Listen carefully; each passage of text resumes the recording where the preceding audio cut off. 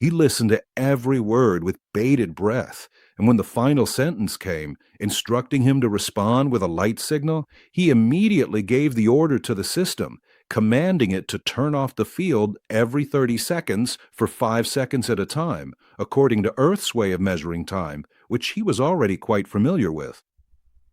Taking a risk, he flashed his field for 48 hours, making it clear that he had received the message. At the same time, right after receiving the communication, he thought up a response and sent it. I am lost. I will not reach my home planet before the end of my biological functioning. I intercepted your transmissions in 3 main dialects: English, Russian, and German. I'm also sending this message in those 3 languages, on the same frequency on which I received it. I am constantly listening to your communications. I am aware of what is happening on your globe called Earth. Despite such great danger, I am expecting help. Through mathematical language, I received information about the temperature and composition of your atmosphere, so I know that I will be able to live there. I hope you will ensure my complete safety. From your transmissions, I have realized your level of technology is quite low. In exchange for your help, I offer knowledge that will make your existence easier. On board, there is 1 crew member alive and 2 deceased in a frozen state. I expect a prompt response. He ordered the computer to adjust the voice modulation to resemble his favorite announcer from an American radio station and send it. The signal was broadcast much longer than people had requested. Only the flickering of the field stopped after 48 hours. He wasn't sure if the transmitter's power would be enough for his message to be received without interference. That's why he ordered the main transmitter to broadcast the reply for 4 Earth days. He was now definitely a much happier castaway. Hope had entered him again, and with it a strength he never knew he had. Only sometimes did he have the impression that he saw people, and he was surprised that his imagination was very close to the simple drawing, made up of just a few lines and a circle, which the computer had drawn after reading the mathematical code sent to it. He thought intensely about the recent event, and had the feeling that when sending his response, he had overlooked something very important. Something that was of primary importance for future interactions and also affected his own safety. After a long moment of focus and analysis, he came to the conclusion that he should warn the Earthlings, but he kept asking himself how to do it. After all, he couldn't send a message consisting of a collection of hunches and suppositions about an invisible yet distinctly perceptible presence, most likely originating from beings at a high level of development, much higher than Earth's, and possibly even surpassing his own. He suspected that the process of development on Earth was being deliberately disrupted. The recurring armed conflicts on a planet where there is plenty of everything led to some grim conclusions. Apparently, a weapon was being used against humans, one he had read about in encyclopedias describing the dark and historical times of his own civilization's development. This weapon acted directly on the centers of the central nervous system responsible for aggression and fear. In its effect, it caused enormous, unjustified emotional imbalance. All these factors, over time, led to powerful anxiety states and even greater aggression, combined with manic paranoid episodes. Societies driven mad by hatred fought each other to the bitter end at the sound of a single, carefully crafted speech calling for battle. He also noticed that people used similar techniques, though in a much more primitive form. It's frightening to imagine what they would do if they had visual mass media at their disposal. He thought, sitting in deep concentration in front of the main screen. Soon, the development of these thoughts and analysis led him to the conclusion that warning people would be equivalent to giving them information about a weapon of mass destruction. Resigned, he decided to take a walk to the library. There, he always found something interesting to distract himself and pass the time. And unfortunately, time was passing very slowly. While searching for an answer to the problem he encountered, he found descriptions of ancient strategists from his civilization, as well as a range of methods they used to wage wars and battles. Back when his biological ancestors had no idea about space travel or computers. After analyzing the available materials, he decided to become a strategist himself. He also knew perfectly well who on Earth was the guarantor of relative stability. The decision was obvious. He sided with the United States. He carefully selected the technologies for new weapons that he intended to provide in the event of the next conflict to both potential sides of the rapidly approaching confrontation. Of course, he was well aware that if he made a mistake and something got out of control, the entire human civilization would turn into a pile of ashes, and then he wouldn't even have anywhere to return to. Meanwhile, the ship was steadily approaching the solar system, which was now even visible to the naked eye. When he entered the control room, the central screen now clearly showed a pale yellow star, gently radiating light. He also observed the planets of the entire system through the telescope.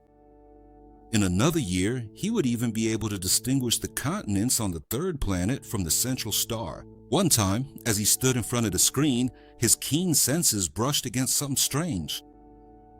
Instinctively, he scanned the close-up images of the planets, one after another, now sensing it very clearly.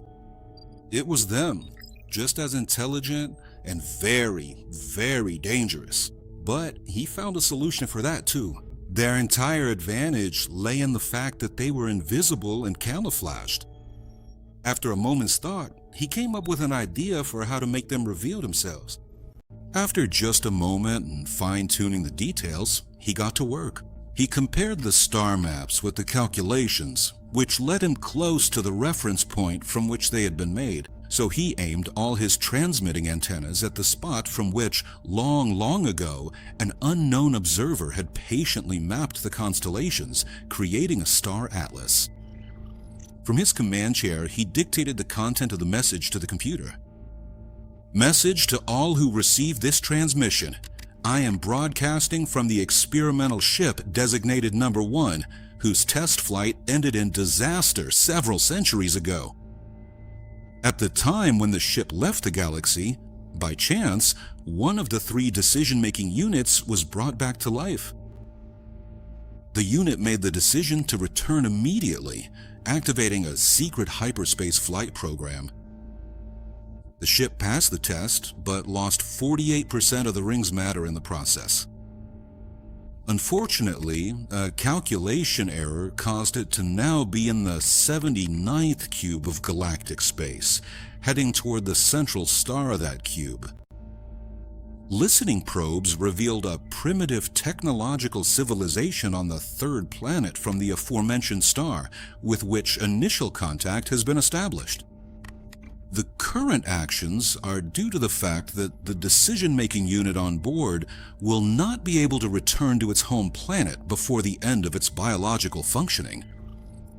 However, representatives of the aforementioned civilization may be able to provide assistance by ensuring the conditions necessary for physical survival. They require decisive support due to the unpredictable consequences of their actions, especially the armed conflicts that keep erupting there, which could ultimately lead to their complete annihilation. The decision-making unit will attempt to immediately transform them into a system of social harmony by influencing the final outcome of the next conflict, which this time could have a planetary scale. The predicted landing on the target planet is in 3 annual units of our time.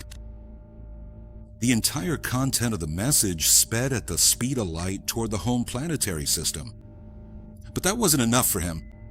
To be sure, he ordered the computer to sweep the entire surrounding space with the transmission beam. The machine took the order literally and, one after another, sent the message with precise accuracy in every direction of the universe. When given this command, he wasn't entirely sure if he had anticipated all the possibilities that others had already foreseen. The giant came to life, awakening from a slumber that had lasted several decades. The onboard equipment began to operate, activated by the main supervisory system. The last controllers departed right after installing it and camouflaging it under a thin layer of soil on this cold planet. The choice of location was perfect. The 10th planet of the solar system, practically never discovered by humans due to its small size and an orbital period around the Sun of about 10,000 years, moved along such an elongated and distant ellipse that it was virtually impossible for an Earth observer to notice it with the current stage of their astronomical instruments development. The little planet had only 1,100 square kilometers of surface area. Practically speaking, it could be considered a kind of moon or asteroid, but it had a nice spherical shape and a rusty color. The frozen ground trembled.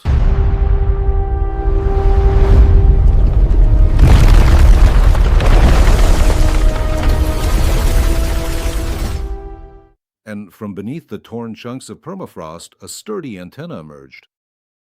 He was sitting in the library at that moment, preparing and refining the details of his strategy. This was supposed to be his first and, he hoped, last war, one that would decide both the fate of this civilization and his own future.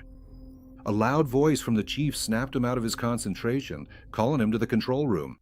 When he entered, the 10th planet of the solar system was already visible on the screen, and the chief was reporting on the current situation. I received a report from the guard unit on the 10th planet of the target system.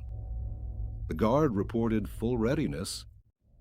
On board, there are all the necessary conditions for survival, as well as a lifetime supply of food for 1,000 decision-making units in material forms. The guard is also equipped with a drive that enables travel through hyperspace. It also has an appropriate range of weapons in case of an attack. The guard reports that it has recognized the code of our ship, which is automatically transmitted with every outgoing transmission. It also informs us that landing on the human planet poses certain destruction for both the ship itself and the decision-making units on board. This planet is currently under strict surveillance due to the highly probable threat posed by the civilization existing there. The Guardian firmly insists, in accordance with procedure, that the local decision-making unit land on the 10th and board his ship, where it will be thoroughly informed about the dangers it faces upon encountering the human species, as well as the fauna and flora existing on the planet it is heading to. On board, the executive units and interplanetary gravitolifts, registered as inspection equipment, are kept in constant readiness. The guard also reports that the scan result of the ship heading toward the system indicates a possible ring malfunction. Therefore, he recommends that the decision-making units arrive on board as soon as possible. At this moment, the guard provides the exact position of his station and instructions for the decision-making units to reach the hatch leading inside. End of transmission. So it really is happening, he thought, and began to watch the simulation of the landing and the approach to the hatch. The guard immediately got to work on his task. His specialized camouflage transceiver antenna, which was cleverly disguised as a small and unremarkable impact crater on the surface, began emitting a steady and visible guiding beam to help navigate the incoming ship safely toward its destination.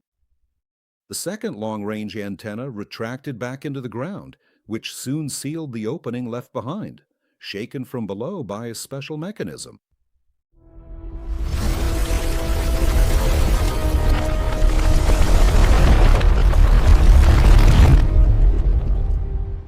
Approximately 1 kilometer away from that very spot, appearing as if it had been precisely cut out with a sharp knife, a massive square hatch is slowly gradually lifting up with it a significant portion of the thin, dusty soil and various small stones that were tightly stuck to its metallic surface. At the same time, it released from inside two machines designed to prepare a landing site for the ship and to hide it immediately after landing from any prying eyes.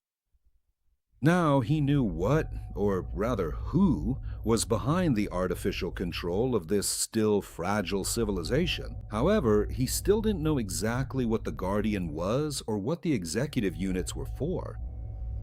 Now his energetic ego made itself felt with full force, making him realize at the same time that his great and priceless individuality could be completely subordinated and enslaved by his nephews.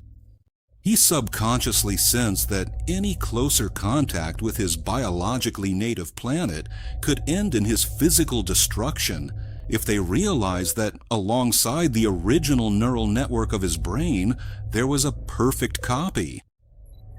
In this case, the decision was obvious. He just had to figure out how to avoid the highly probable examinations once he was already aboard the Guardian. Suddenly, he realized that all the results and reports from his miraculous resurrection were stored in the main computer's memory. He practically shouted at the machine, "Computer, immediately erase the entire record in the medical department concerning the living decision-making unit, as well as all files in any way related to this unit, and all data from any scans and examinations of the body." This applies equally to the orders given at that time to the medical robot and its reports. In summary, the living decision-making unit was never ill. The order was issued due to the highest security priority. Now he felt calmer. The Guardian, whatever it was, would never find out who was planning to visit it. Actually, he made it just in time, as the Guardian's main computer sent a probing beam into the main system resources of his ship. Long ago, the builders of the Guardian had encountered cases they couldn't fully understand, especially one particular instance when downloading the entire contents of the computer memory from an incoming ship saved entire societies on inhabited planets and bases from unstable visitors, or even from the crash of a spacecraft, which was often several kilometers in size. The penetration beam had low power, but it was transmitted through a subspace channel thanks to the special design of the accelerator, which propelled it to speeds far exceeding the speed of light. In this way, the vigilant guard had complete control over an object even 2 light years away, receiving messages almost instantly. During this time, the castaway quickly analyzed the tangle of circumstances and possible scenarios. His enhanced senses passed the test perfectly, and since he had never encountered them in his previous life, and remembered almost nothing of it anyway, he treated the suggestions and visions they offered as something completely normal. The Guardian was really fast, especially in the subspace channel, but he was even faster, predicting his every move before the Guardian could make it. The Guardian's main computer, after downloading all the data from the incoming ship, began a preliminary analysis while simultaneously preparing to send a report to the home unit. Its memory contained records of many thousands of ships, but it had never encountered such an old object before. The calculations clearly showed that the unexpected approaching visitor was almost 3,500 annual units old according to its timescale. And yet, the lifespan of a decision-making unit lasts a maximum of 150 annual units. He also ruled out the possibility of artificial extension of biological existence due to the special priority of privilege, which, just like the modification itself, had only been introduced 500 annual units ago. There were also, according to the readings, no cryogenic devices for hibernation on the incoming ship. So, how did he survive? The machine faced an obvious mathematical and logical problem and could not deal with it rationally. However, the chief guardian had to make a decision, and after a short while, he concluded that he should wait to send the report until the arriving decision unit had been examined. At the same time, he was doing everything he could to find a way to speed up the flight of the slowly approaching ship.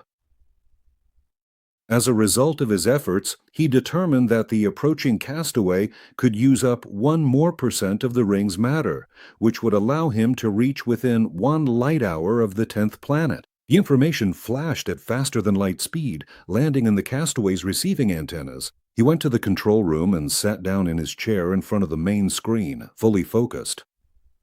He had to come up with something, and fast. His senses were constantly scanning the Guardian, along with the entire array of devices and unfamiliar technical innovations. He had very little time, because in a moment his own computer would finish calculating the jump. It didn't take long. He quickly ran to the medical bay. I.P.E. Transport the body of the dead decision unit with the least brain damage to the medical bay and regenerate it using every possible method. Use even experimental programs that have never been used before, as long as they can improve the final outcome of the procedures. Execute immediately. There was movement in the medical bay, and he rushed back to the control room. He had to come up with something to delay the ship's entry into hyperspace. He went to the side terminal, recalling the old row of red dots on the diagram during the previous malfunction repair. The energy transmitters to the ring seemed like the perfect excuse, but to keep the system from detecting deliberate sabotage, he couldn't send a robot there. He had to cut the circuits himself, and before that, damage a few cameras. At one point, for a brief moment, he realized that he was probably already acting like an adult, and although biologically he was well past middle age, his mind was just now passing the test of maturity.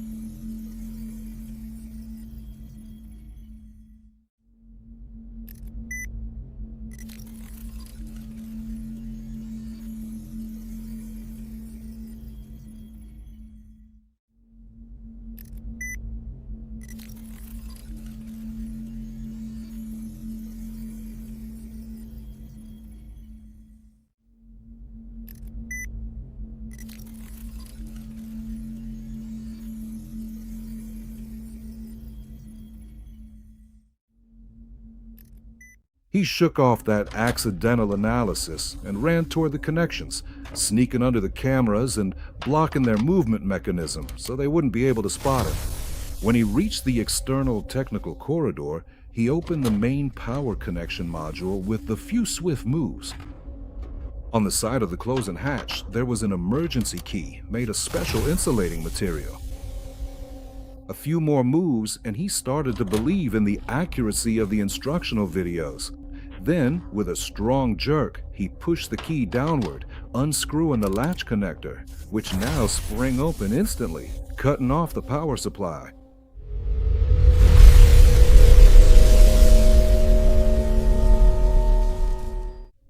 Yes, you can do whatever you want, but I'll jump into hyperspace when I'm ready, he thought to himself, and rushed to the medical bay. The green corpse, wrapped in regeneration equipment with a vigilant medical robot bustling around it, was being brought back to life as quickly as possible. So when he got there, he just glanced to make sure everything was going as it should and hurried to the cockpit. On the way, he analyzed the current operation and the steps taken, as well as possible situations that might arise in future events.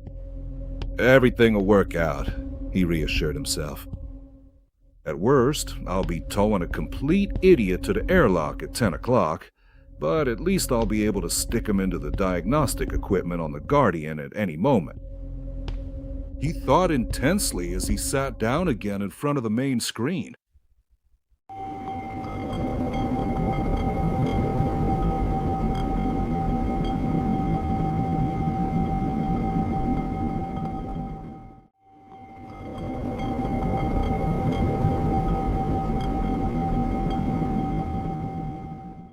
that moment, the guard was already transmitting coordinates to the castaway's onboard computer, and a moment later, the machine reported that the main system of the hidden facility on the 10th had taken control of the ship.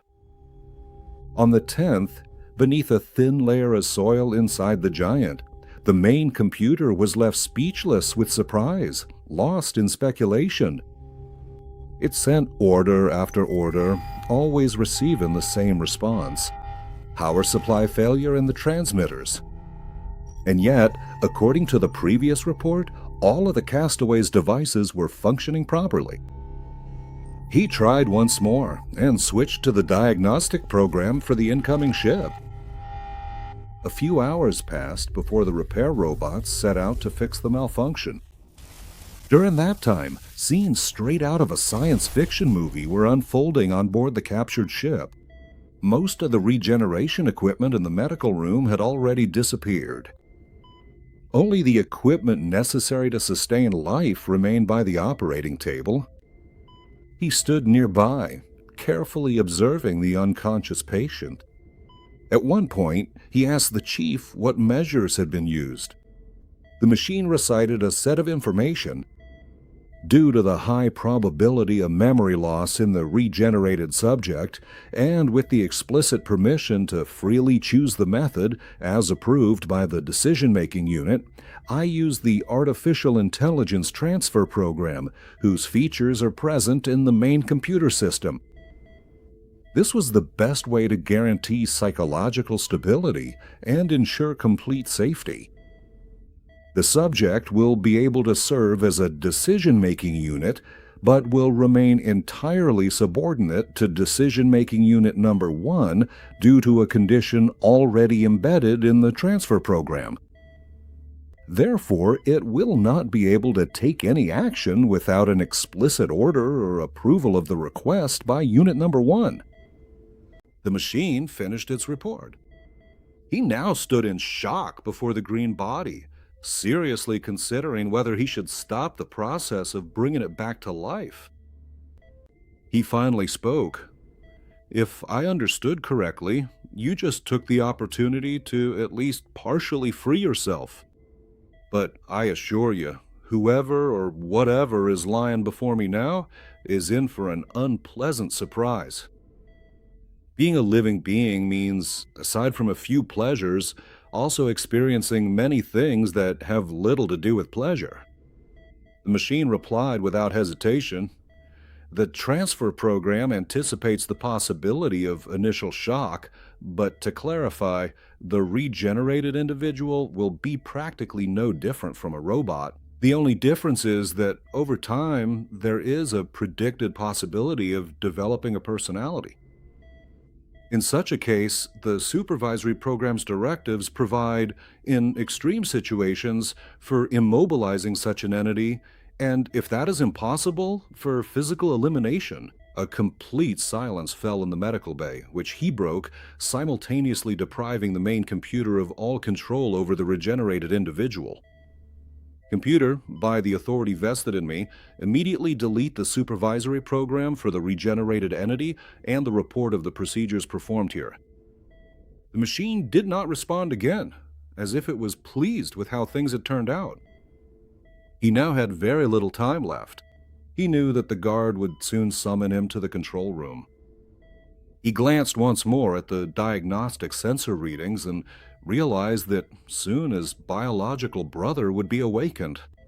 The decision-making unit lying on the operating table opened its eyes, and after removing the set of sensors, got off the table as if nothing had happened, standing firmly and confidently on 2 limbs. To the great surprise of decision-maker number 1, it was immediately ready, waiting for instructions. But there was nothing left to wait for. A brief order was given, and both of them headed to the control room. He sat him down in the navigator's chair and asked, "How is it possible that you're so fit after such a serious procedure?" "I was crawling on all fours for a good 3 months." Decision maker number 2 turned his head toward him and recited a stack of information like a cybernetic machine. A program that had never been used before was employed. one that was under a ban on activation and use. Your order automatically neutralized that procedure. Given the freedom of choice, I performed a complete reconstruction of the neural network at the molecular level. The same goes for the internal organs and muscles, which I reinforced accordingly. In summary, I am a completely and fully functional decision-making unit. It was only at this moment that he realized what he was really dealing with. So he thought intensely, while also fearing that the guard might interrupt him at any moment. A moment later, he already knew how to phrase the command so that the other would understand and obey his every order. From now on, you will respond to the name 2. You will call me 1. In a moment, the main will proceed to make the hyperspace jump, as soon as the guard allows him to. After landing on the 10th, you are to remain completely silent due to a serious malfunction that has affected the guard's main unit. Its circuits have been attacked by an unknown type of binary weapon. You will only speak when I allow you to. Until then, you are to strictly follow all my orders and instructions. At that moment, he looked very intently at 2, who, unable to speak, nodded to show he understood. The further wait didn't last long. The crew member reported that the malfunction had been fixed, and they were preparing to enter hyperspace. The screen was flooded with white. Now both of them were stuck in decompression capsules, breathing through a mouthpiece and mask. A light hour, like any hour, didn't last long. The ship exited hyperspace quite close to the 10th, and, precisely guided by the Guardian, began decelerating before landing. 2 machines were preparing the landing site for the approaching ship, and now they waited patiently for the landing procedure to finish so they could immediately hide it under a thin layer of soil as soon as the passengers disembarked. Everything was going as smoothly as butter, as the saying goes. Both of them walked over to the uncovered and already open hatch, protected by gray vacuum suits. When they entered the airlock, the hatch closed and they heard the hum of the devices pumping in air. As soon as the atmospheric pressure equalized, a green light turned on at the top of the chamber. He ordered the 2 to take off their suits and, with a quick motion, fastened a short-range receiver to his neck using a special collar. He quickly pressed the button that activated the personal microcomputer on his suit. The protective cover sprang open, revealing a small display and rows of keys. By previously scanning the guard's devices with his senses, he quickly realized that its main computer located decision-making units using infrared, detecting the heat of their bodies. So now he quickly reprogrammed the thermal function of the suit, lowering the temperature to -5 degrees. He waited a moment for the suit to adjust, and when he felt the intense cold, he figured the main computer would no longer perceive him as a living being. With a slight movement of his thumb, he activated the entry hatch to the deck, leaving the airlock. They went inside. Behind them, with a quiet squelch, the chamber hatch sealed the opening, cutting off their way back for good. The decision unit will immediately proceed to the medical diagnostics department in Sector 20 in order to determine the level of suitability for performing the assigned functions. The chief's voice was the kind that brooked no argument. He waited patiently for the right moment and moved just behind the pair, who were following the directions indicated by the illuminated signs showing the way. They reached a large bulge in the wall. It slid into the ceiling like a rotating large pipe, revealing a comfortable cabin with 4 seats. They boarded according to the instructions, coming from all directions each time they stopped, not knowing what to do.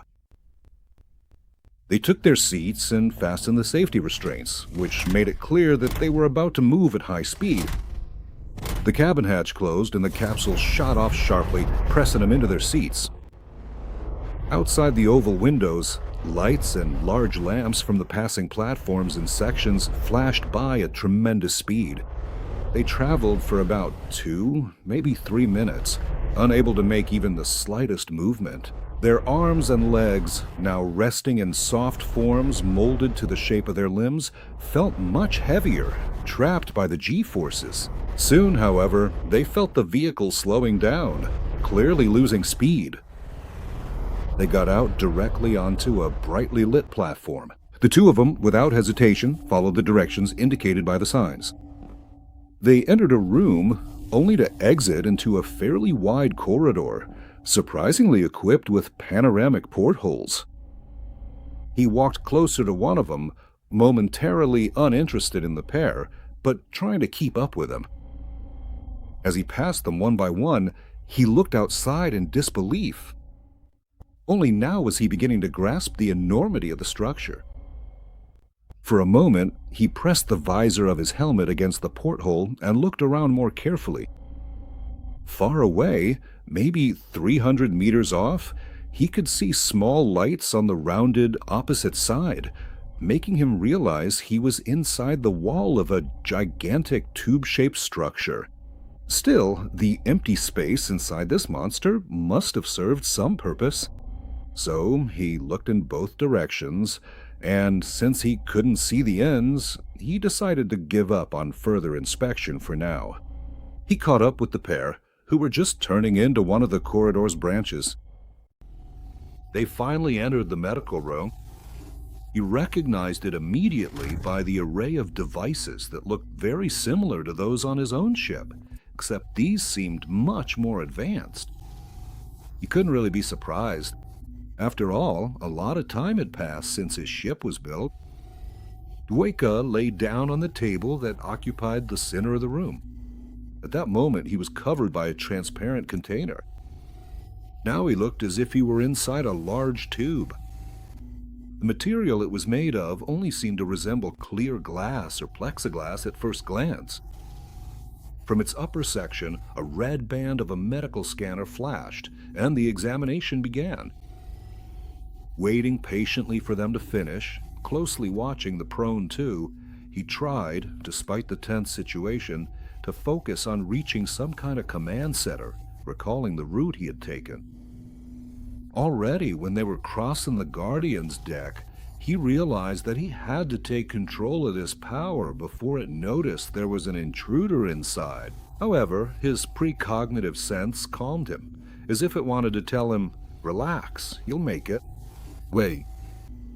Soon after, the chief released two from under the medical dome, and the words of the announcement that came from the ceiling were the best he could have hoped for. The decision unit is in excellent health, in the general sense. Accordingly, the required priority for making independent decisions is granted to the temporary commander and the main operator of the supervisory system. The main command center is located in Section 40. The required access code will be determined by the unit on site, so it should proceed there immediately. They didn't need to be told twice. Both of them set off quite energetically, but the whole way, number one kept wondering how it was possible for number two to be promoted straight to commander. After all, he didn't even know half of the procedures in force on board the Guard, let alone the whole array of devices that every commander should know how to operate and use. But even a preliminary analysis provided the answer. Number two was not an ordinary biological individual.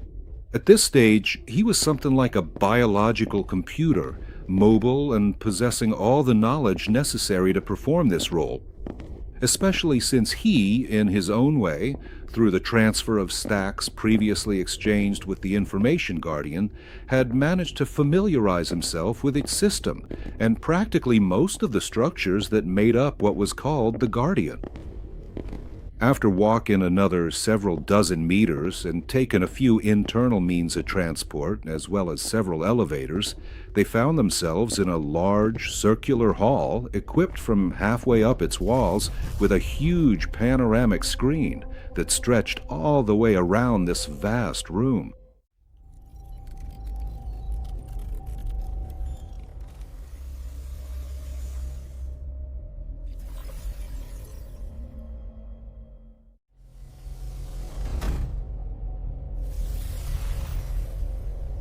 Number one didn't wait a moment longer. having to think first and foremost about himself and his own safety.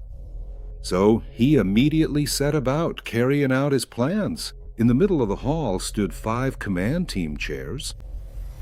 He told number 2 to take the seat in the center, and he sat down next to him.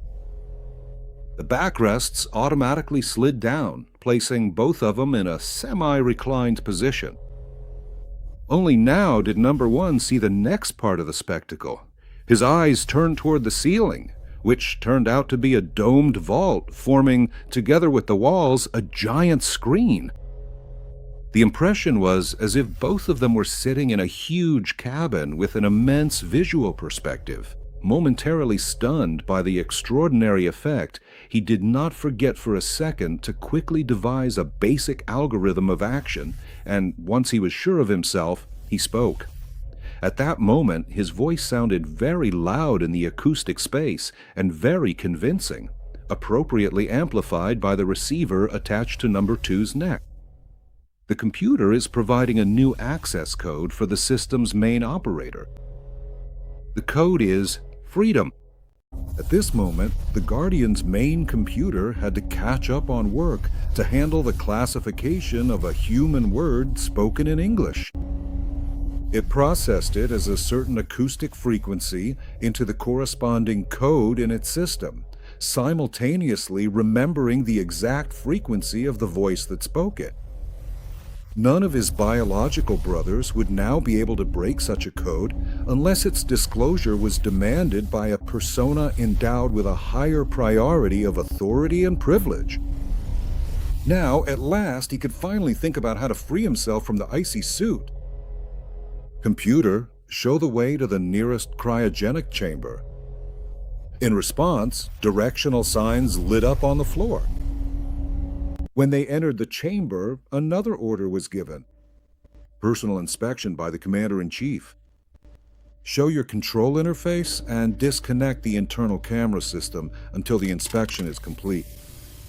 That was enough for him to manually unscrew the connectors, depriving the main computer of control over the hibernator.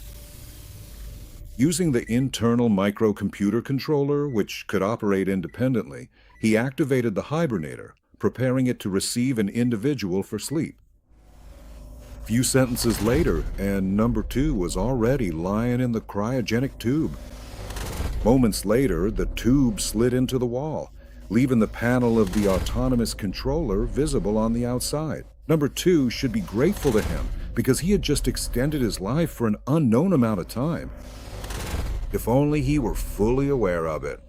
With quick movements, shivering from the cold, he tore off the stiffened suit. A pleasant warmth now wrapped around him from all sides. He put the now unneeded equipment into his personal locker and headed straight for the mess hall. He was terribly hungry and thirsty. He also dreamed of a hot shower. The main light showed him the way. He just hoped the mess hall would be right around the corner. He stuffed himself like never before, especially since the food tasted much better than what he'd known so far. The drink he had also gave him a boost. Of course, he didn't forget about the bath, which he found just as easily as the mess hall. All that was left was to focus on getting to know the place he'd ended up in, and that meant long hours in the company of the Guardian's main computer. When he sat down in the command chair, he asked his first question, "What is the Guardian?" The answer was long and not entirely clear to him in every part. The main computer reported, "The Guardian is an object of special purpose. It is characterized by several fundamental features. First of all, it is a long-range spacecraft that also serves as a warship, a research laboratory, and a temporary base for crews who happen to be near its station and, for various reasons, need to use its technical, medical, or other resources." While the chief was listing all the basic functions of the object, detailed diagrams and images illustrating the topics being discussed were projected onto the ceiling. By listening carefully, he soon learned what the Guardian was really for. As it turned out, its main purpose was the complete supervision of humans and their planet. But that wasn't all. He began asking questions, digging deeper into the subject, and eventually got to the heart of the matter, tracing back all the way to Earth's prehistory and the origins of the species that now rules there. The chief reported, in the first phase of colonization, the planet was supposed to be a colony and a solution to the growing population. The planet was seeded with the necessary vegetation, which, among other things, helped enrich the atmospheric mixture and provided food products. At that time, a lot of scientific families also arrived on the planet. They chose this place because it was far from the main centers of civilization, which inspired their creativity. Besides, during that period, one of the last social conflicts broke out, which in turn caused people to lose interest in such a remote colony, and at the same time, they stopped keeping control over what the scientists' minds were creating. With a free hand and well-equipped facilities, they used this time to invent and create, mainly based on biological technologies, manipulating the genes of many new genotypes and even new species of plants and other organisms. Moreover, the warring sides, having learned about the phenomenon of the planet of brains, as it was called at the time, decided to use entire research families to develop new means of warfare. So, during that period, Earth essentially turned into a planet-wide experimental testing ground. Here, the most bloodthirsty and predatory animals were created, many of which can still tear apart their prey within seconds even today. It should also be mentioned that species have emerged here that use poisonous substances so potent that a single gram could instantly kill dozens of individuals of your species. The examples of biological weapons mentioned are just a small fraction of what actually exists on Earth to this day. In practice, if you tried to land on this planet as you planned, you wouldn't survive even a few hours of our time, which is very similar to Earth's timescale. The whole situation would have been simpler if it weren't for the emergence of an entirely new species of intelligent being, which was the only one capable of coping with this deadly environment and was relatively resistant to the viruses and microorganisms created there, organisms that were originally meant to serve as biological weapons for both sides of the conflict at that time. Life on Earth, in the form you found it, exists only because one of the scientists living in those distant times, foreseeing the planet's destruction after the end of the war, decided on his own, without consulting anyone, to save the work of creation. In his view, this work was the result of the labor and tremendous effort of countless generations that had come and gone over several million years, living and creating new organisms and other forms of life, which in many cases were definitely not intended as biological weapons. He also stated in his declaration, after the armed conflict had ended, that most of the species intended to be used as weapons, with only minor genetic modifications, could be restored to harmless or even useful and practical forms. For these and a number of other reasons, he decided not to allow the eradication of life on Earth.